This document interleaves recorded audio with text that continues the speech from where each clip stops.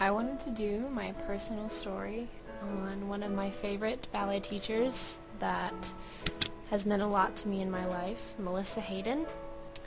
She was my favorite teacher at NCSA when I first got here 5 years ago, but at the time when I first started taking class from her, I really didn't like her and the way that she treated me and other students for that matter in class. When I first got to the school, actually, I heard rumors that she was the meanest teacher and that she made students cry, usually within the first 10 minutes of class, so I was really scared to have her.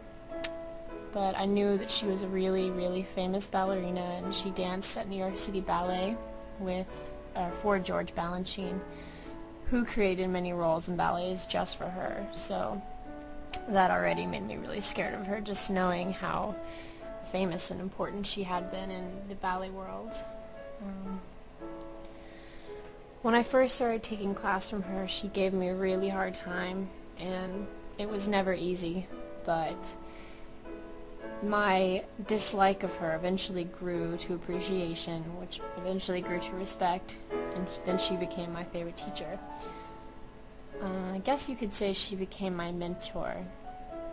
Basically 3 months into the school year, she started giving me little one-on-ones, and we became pretty close. I started realizing that she was mean on purpose, and she only did it because she knew that it would help her students out in the long run and in the real world of dance, which was nice because some other teachers, they tend to sugarcoat things and they don't really tell you like it is, and Melissa always told you like it was and told you what was on her mind. Melissa and I had a lot of really interesting moments together. My first placement class for the school when I was 14 was with her, and I remember being so terrified at bar. She came up to me and she looked me up and down, and I thought she was going to say something really nasty, but she smiled and patted me on the head and said, "You should really consider coming here." And so I knew that I would probably get into the school.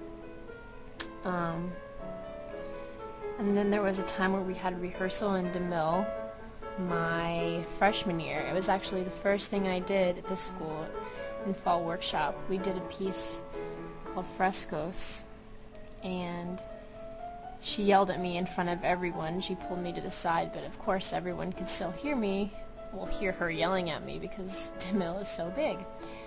And even though what she was telling me was, negative, she was yelling at me, it was good, it was positive, and I never cried.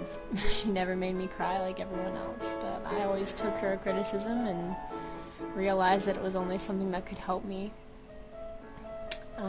She always told me that she thought that there was something else that I was meant to do in the dance world, not because I showed a passion for something other than just ballet. And she recognized this, and she was the first teacher to see this in me, and now I'm at the school and I'm in the contemporary program, and I don't think I would have even gotten to this point in my dance career if it wouldn't have been for her and for her advice and her telling me what she thought about my dancing. So she was an amazing ballet legend that really got me to the place that I am today, and I can't thank her enough for all of that. And one reason that I'm sad about the whole situation is because I was never able to officially thank her. She died the summer of 2006. I was in Italy at a summer program, and a bunch of us NCSA students were there, and we got the call, and it was a really sad day.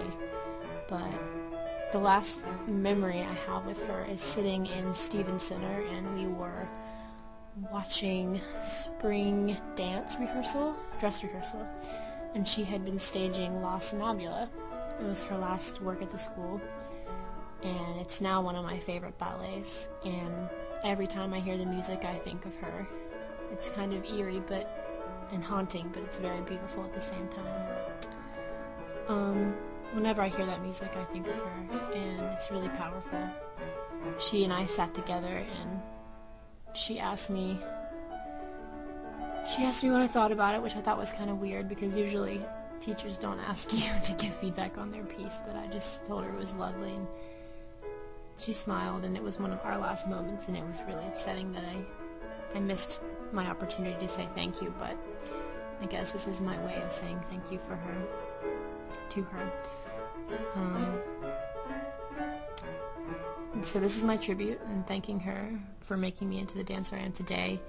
She was a tough coach and always told me just what she thought, but in the end I thank her for everything she did for me. And yeah, thank you, Melissa Hayden.